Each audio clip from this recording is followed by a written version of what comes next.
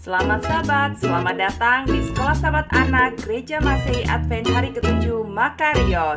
The wise man built his house upon the rock. The wise man built his house upon the rock.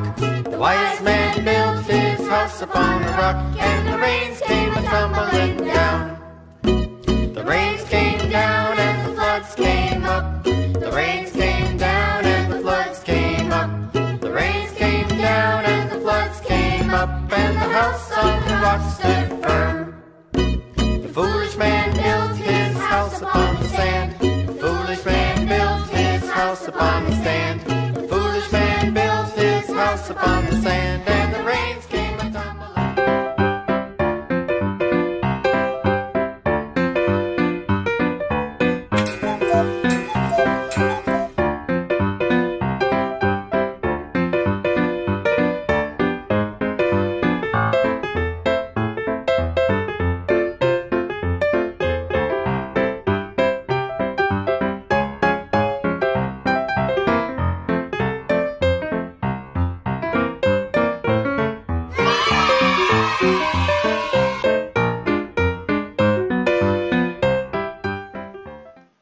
Selamat sobat teman-teman, apa kabar?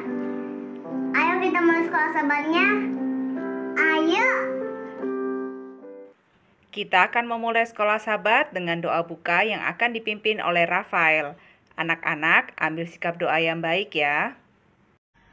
Tuhan Yesus, terima kasih atas berkat-Mu untuk kami hari Sabat ini. Tuhan, sebentar kami mau mendengar berita firman-Mu. Tolong berkati kami supaya kami bisa mendengar dengan baik. Terima kasih Tuhan. Amin. Step by step, I will follow Jesus Christ. Step by step, I will follow Jesus Christ. Yesterday, today, tomorrow, I will follow Jesus Christ. Step by step,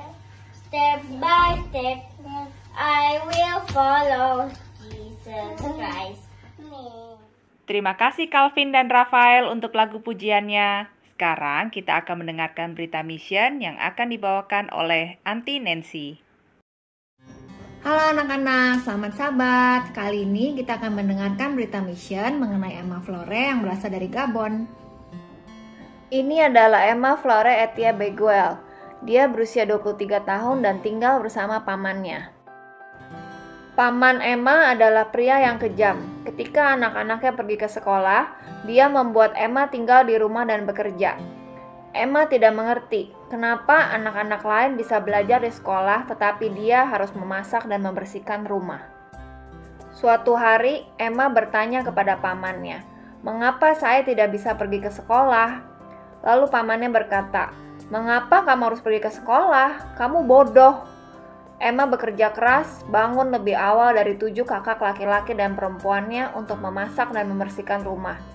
Tetapi dia belum pernah mendengar tentang Tuhan. Namun dia percaya bahwa ada seseorang di luar sana yang mengasihinya. Suatu pagi ketika dia berusia 7 tahun, dia bangun terlambat dan pamannya sangat marah. Pamannya memanggil Emma ketika dia meninggalkan rumah untuk bekerja. "Ikut aku," katanya. Mereka berjalan jarak pendek dan kemudian pamannya berhenti di depan sumur yang dalam. Pamannya berkata, "Kamu bodoh, jadi aku akan masukkan kamu ke dalam sumur." Dia mengambil gadis kecil itu dan melemparkannya. Lalu dia meletakkan penutup kayu di atas sumur. Emma jatuh sedalam 50 kaki ke dalam kegelapan. Airnya dingin dan dalam. Dia tidak bisa menyentuh bagian bawah sumur dengan kakinya, dan dia tidak tahu cara berenang. Emma tidak tahu harus berbuat apa. Pada saat itu dia mendengar suara lelaki yang lembut namun tegas berbicara dalam kegelapan. Suara itu berkata, "Jangan takut, jangan bergerak, lipat lengan kamu supaya kamu tetap hangat." Emma patuh, dia memeluk dirinya sendiri dan tidak bergerak. Dia tidak tenggelam dan dia tidak lelah. Malam itu, Bibi bertanya kepada paman tentang Emma ketika dia pulang dari kantor. "Di mana Emma?" katanya. Lalu pamannya menjawab, "Aku melemparkan dia ke dalam sumur." Bibi yakin Emma sudah meninggal. Tetapi ketika dia mengambil penutup sumur kayu, dia menemukan bahwa Emma masih hidup. Dan dia mengangkat Emma dengan sutas tali. Pamannya ketakutan sekali ketika dia melihat Emma. Dia tidak mengerti bagaimana mungkin Emma masih hidup. Tetapi setelah beberapa saat, paman mulai memperlakukannya dengan lebih buruk daripada sebelumnya. Emma bertanya-tanya mengapa dia dilahirkan dan mengapa dia menderita sakit. Tetapi dia percaya bahwa seseorang di luar sana mengasihinya. Suatu hari, seseorang asing mengetuk pintu rumahnya dan berbicara tentang Tuhan. Lalu Emma bertanya kepada dia, "Kenapa kamu berbicara tentang Tuhan? Tuhan tidak peduli kepadaku." Lalu orang itu menjawab, "Bahkan jika kamu menderita dan mati, kamu akan hidup kembali." Lalu Emma bertanya lagi, bagaimana mungkin orang mati dan hidup lagi? Orang asing itu mengatakan tentang kematian Yesus yang membuat orang-orang yang percaya kepadanya dapat hidup selamanya. Dia mengatakan bahwa Tuhan membiarkannya menderita karena dia harus mempersiapkannya untuk sesuatu yang lebih istimewa. Emma percaya. Dia tahu bahwa Tuhan adalah pribadi di luar sana yang mengasihinya dan Tuhanlah yang menyelamatkannya di sumur pada saat itu. Emma sekarang berusia 23 tahun dan akan segera lulus dari sekolah menengah. Orang-orang dulu mengatakan bahwa saya bodoh dan tidak akan berarti apa-apa karena saya tidak pernah bersekolah, katanya. Sekarang saya menyelesaikan tahun terakhir sekolah menengah dan semua orang yang pernah mengejek saya melihat kemuliaan Tuhan dalam hidup saya. Bagian dari persembahan Sabat ke-13 tahun 2017 membantu mereka membuka sekolah menengah Advent di Libreville, Gabon, tempat siswa seperti Emma dapat belajar. Terima kasih telah membantu anak-anak muda belajar tentang Yesus di sekolah itu.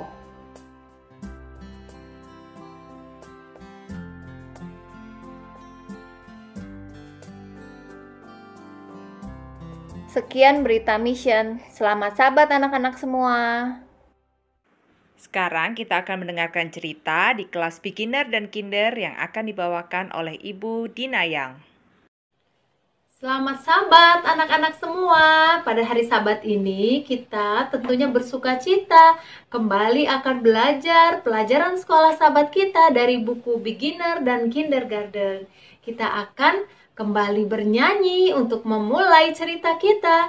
Kita akan menyanyi My God is so big. Oke, kita sama-sama bernyanyi ya.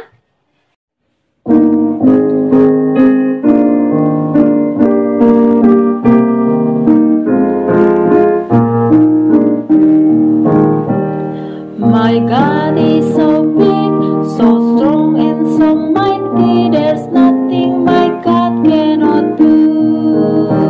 My God is so big, so strong and so mighty. There's nothing my God cannot do. The mountains are His, the river are His, the stars are His handiwork too. My God is so big, so strong and so mighty. There's nothing my God cannot do. Allahku besar, kuat dan berkuasa, tiada yang tak dapat Dia buat. Allahku besar, kuat dan berkuasa, tiada yang tak dapat Dia buat.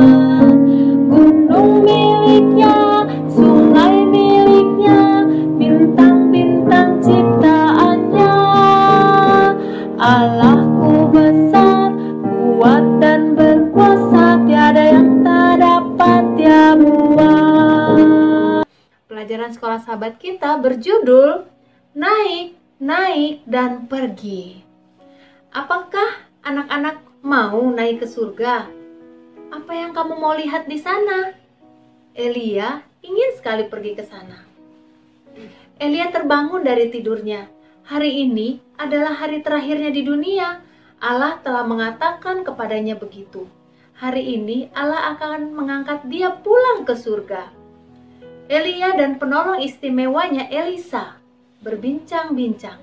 Aku akan pergi ke Betel untuk mengunjungi sekolah nabi-nabi di sana. Kamu tinggal di sini saja, Elisa. Tetapi Elisa juga tahu bahwa dia adalah hari terakhirnya di dunia ini. Aku tidak akan pernah meninggalkanmu, Nabi Elia. Aku akan pergi menemanimu. Elia dan Elisa mulai mengadakan perjalanan mereka. Elia mengunjungi banyak teman-temannya di hari itu, dan dia berpamitan kepada mereka. Sore hari itu, Allah menyuruh Elia untuk menyeberangi sungai Yordan. Sungai itu dalam dan tidak ada jembatan. Elia berhenti di tepi sungai itu, lalu melepaskan jubahnya. Dia menggulungnya dan memukul air itu. Air menjadi terbelah dan terdapatlah satu jalan kering untuk Elia dan Elisa, sehingga mereka bisa menyeberanginya. Apakah yang dapat aku lakukan untukmu sebelum Tuhan mengangkat aku? Elia bertanya kepada temannya yang bernama Elisa. Aku ingin melanjutkan pekerjaanmu. Elisa berkata, aku ingin pertolongan dari Tuhan. Aku ingin Dia memberikan kuasanya seperti Dia memberikan kepadamu. Jika kamu melihat aku waktu aku terangkat, kamu akan mendapat apa yang kamu minta. Elia menjawabnya. Tiba-tiba, entah dari mana datangnya, sebuah kereta kuda berapi muncul, ditarik oleh kuda-kuda berapi. Kereta kuda itu berjalan di antara mereka berdua, dan kemudian Elia terangkat ke dalam kuda itu, lalu dengan cepat dibawa ke surga oleh angin badai. Elia menjatuhkan jubahnya waktu kereta kuda membawanya naik. Elisa mengambilnya, lalu memegangnya erat-erat. Dia menatap ke langit. Dia memaksakan matanya sebisa mungkin. Tetapi karena kuda berapi dan temannya Elia semuanya telah menghilang. Elisa kembali berjalan ke sungai Yordan. Dia berhenti lalu menggulung jubah Elia, tepat seperti yang dilakukan Elia, dan dia memukul air itu dengan jubahnya. Air sungai terbelah. Elisa berjalan pulang menyeberangi sungai Yordan yang kering. Sekarang dia yakin bahwa dia akan melanjutkan pekerjaan Elia. Elisa mengetahui bahwa Allah telah memberikan dia kuasa. Dia akan melayani Allah seperti yang Elia telah lakukan seumur hidupnya. Dan dia telah menjadi hamba Allah. Dan dia menggunakan kuasa yang Allah berikan untuk menolong orang lain. Allah akan memberikan kamu kuasa juga, anak-anak. Kuasa untuk menurut kepadanya dan untuk melakukan yang baik seumur hidupmu. Ayat kita pada hari Sabat ini, Mazmur 68 ayat 36. Dia mengaruniakan kekuasaan dan kekuatan kepada umatnya.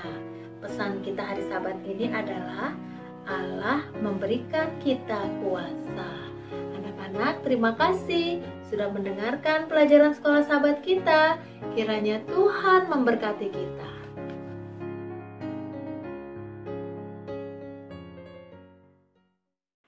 Sekarang kita dengarkan cerita untuk kelas primary yang akan dibawakan oleh Uncle Dwayne. Selamat sahabat, selamat berjumpa kembali bersama dengan Uncle Dwayne di Sabat pagi hari yang indah ini. Apa kabar adik-adik? Pasti sehat, pasti gembira, pasti rindu untuk bertemu dan gereja. Oke, baik. Kita akan mempelajari pelajaran sekolah Sabat kita bersama-sama. Nah, ayat hafalannya terdapat dalam Kisah 10 ayat 34 dan 35. Yuk kita baca bersama-sama.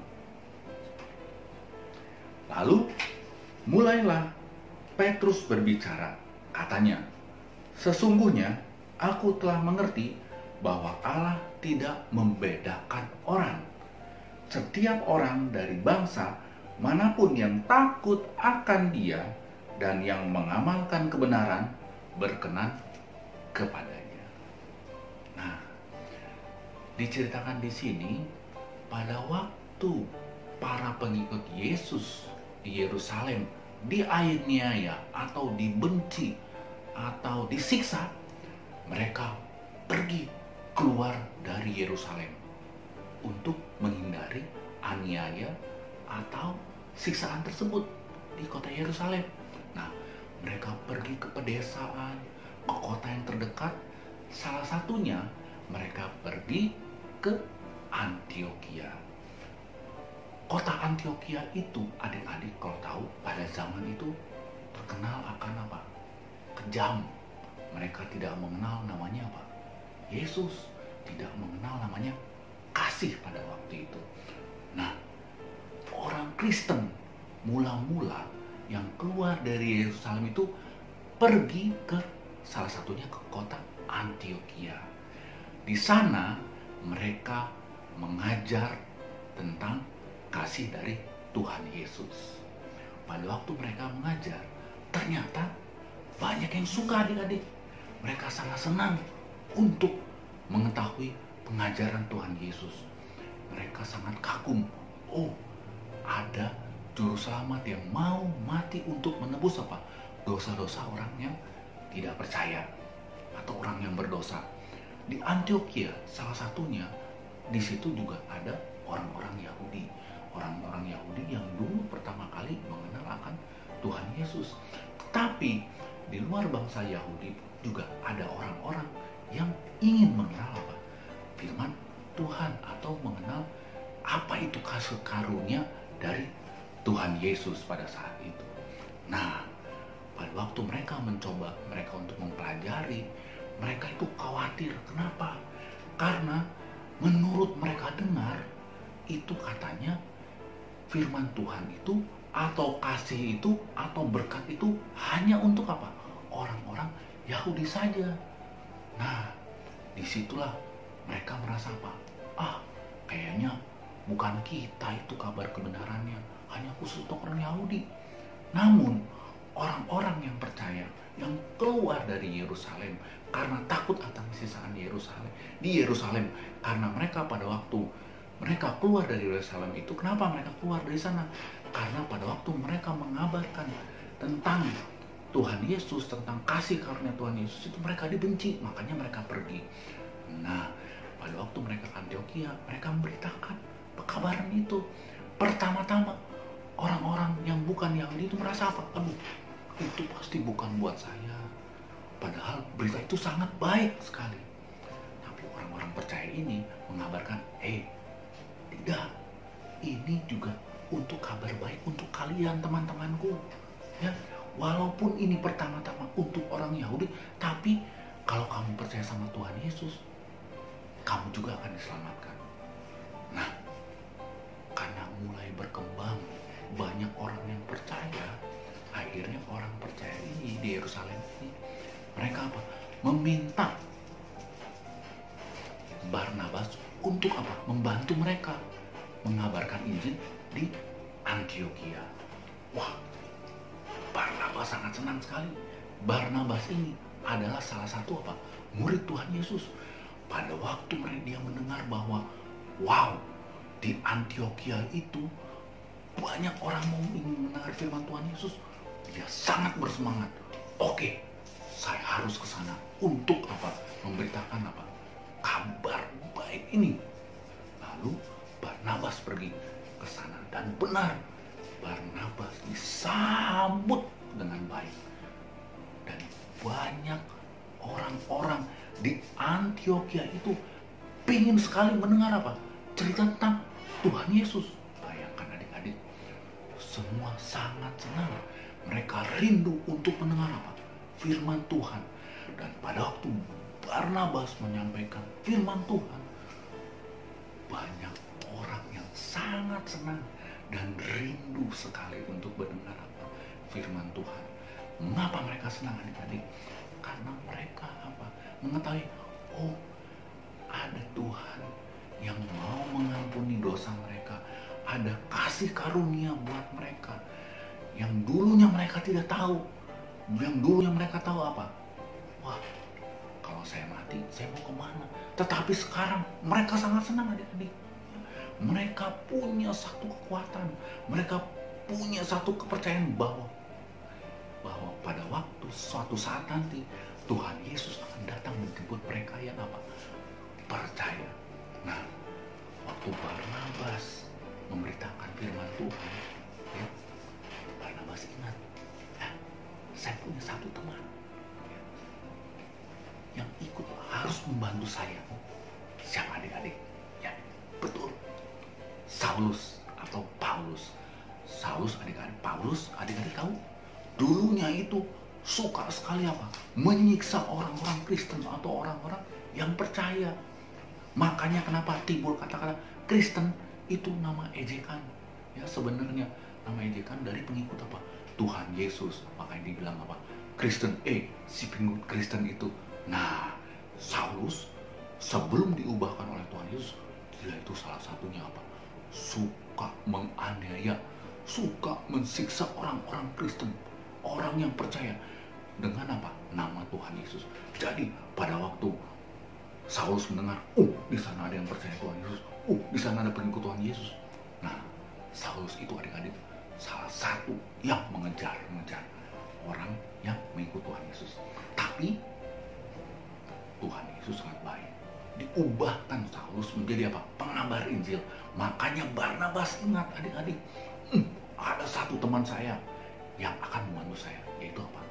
Paulus atau Saulus, ya. Jadi nama Saulus itu sebelumnya sekarang menjadi namanya apa? Paulus. Ya, diubahkan. Dan Paulus senang untuk membantu apa? Barnabas di kota Antioquia. Nah, adik-adik, apa pelajaran yang kita dapat pada hari Sabat yang indah ini? Mengapa? Pertamanya, mengapa orang percaya itu keluar dari Yerusalem? Nah, adik-adik sudah tahu kan? Karena ada siksaan atau penganiayaan di Yerusalem. Makanya orang-orang yang percaya ini banyak yang pindah, salah satunya ke Antioquia. Pertanyaan kedua, mengapa Barnabas senang ke sana? Pergi untuk mengabar Injil. Karena banyak orang yang percaya, kan rindu akan firman Tuhan. Adik-adik, pertanyaannya, bagaimana adik-adik bisa mengabarkan Injil tentang Yesus kepada teman-teman adik, teman sekitar adik-adik sekalian? Nah, benar. Dengan apa? Tingkah laku kita. Caranya bagaimana, Kak? Nah, caranya adalah bagaimana kita berbicara kepada teman-teman kita. Bagaimana kita mengasihi teman-teman kita. Tingkah laku kita kepada teman atau di lingkungan sekitar kita. Apakah perkataan saya menyakitkan teman saya? Atau perkataan saya menyenangkan, membuat teman-teman itu apa? Senang. Untuk apa? Berteman dengan kita. Pada saat kita bertingkah laku baik, pada saat kata-kata kita senang, memberikan kebahagiaan buat teman, adik-adik semua, disitulah apa? Adik-adik sudah mengabarkan apa? Injil kebenaran Tuhan. Karena Tuhan Yesus itu adalah apa? Kasih. Tuhan Yesus itu adalah apa? Memberikan apa? Kegembiraan kepada sekitarnya. Dan adik-adik mempunyai tanggung jawab untuk apa? Mengabar Injil. Salah satunya adalah melalui apa? Dari perkataan adik-adik, dari tingkah laku adik-adik. Jadi adik-adik harus rajin untuk baca apa? Firman Tuhan, supaya tahu apa maksud Tuhan Yesus untuk adik-adik sekalian. Ya, oke adik-adik, demikianlah pelajaran kita pada hari Sabat yang indah ini. Semoga bisa menjadi apa? Panduan hidup dari adik-adik sekalian. Oke, sampai ketemu kembali bersama dengan Uncle Dwayne di Sabat yang akan datang.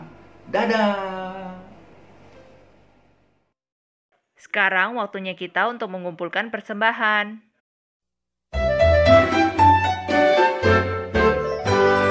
Jesus loves the little ones like me, me, me. Jesus loves the little ones like me, me, me. Little ones like me, so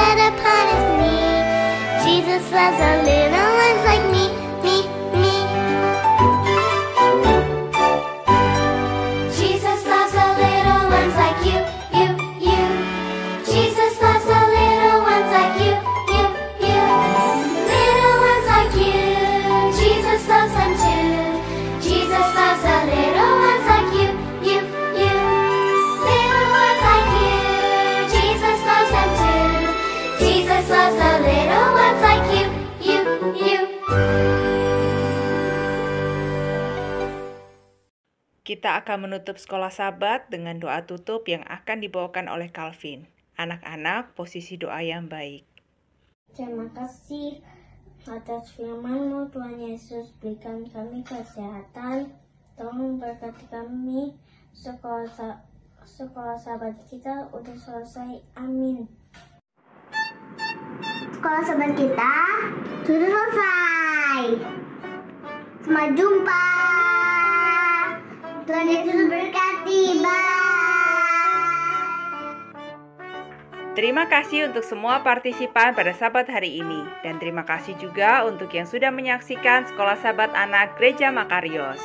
Tuhan Yesus memberkati.